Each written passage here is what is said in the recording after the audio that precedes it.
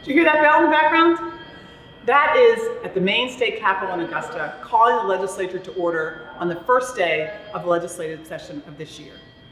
And honestly, a year ago, January 6th, we weren't sure that any capital was going to survive, Washington, D.C., or any of the state capitals across the country. But we did, and here we are.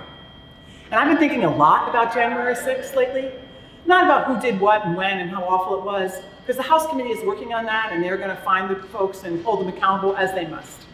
But I'm thinking a lot about what the desperation and the rage and how it was fueled enough to make thousands of people descend on Washington and then descend on our Capitol to literally try and destroy our democracy. And I think about that desperation and rage because down deep, I think I feel it too. At its core, I think what we're feeling is betrayal. Betrayed by a political and economic system that doesn't serve us. I think that's true on the right and on the left. Betrayed by an economy and politicians who seem to not give a damn about us, about what our lives are really like, and what it's taking for all of us to survive, just survive during this pandemic and this economy, and they don't seem to care at all. Because there is a political and economic elite for whom this system is working. And right now, they control most of the structures, the government and the economic structures that govern and control our lives. And for them, it works. And what does that mean for us? It means an economy in which the federal minimum wage hasn't been raised in decades. It means we don't have paid time off when we get sick or a member of our family gets sick.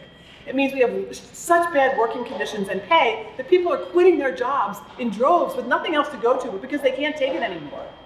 We have a political system that is deaf to the overwhelming majority of people who keep saying, we need universal health care. We want you to do something immediate about climate change. We need our kids to be able to get an education.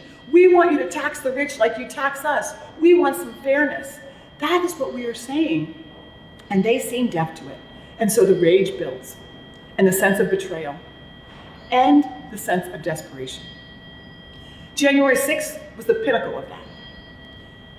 And the betrayal feels really deep because in a democracy, it's not supposed to work like that. You know, majority rules and all of that.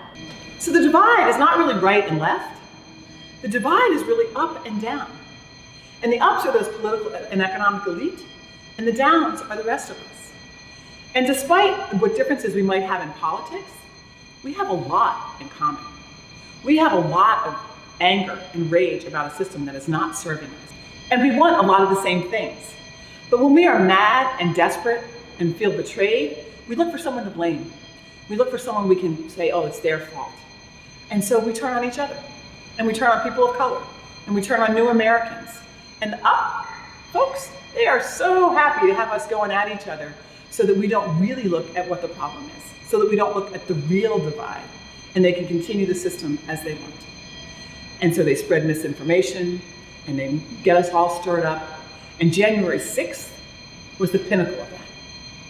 And it seemed to have worked. Except, maybe not. Democracy survived. Battered and bruised, but still here.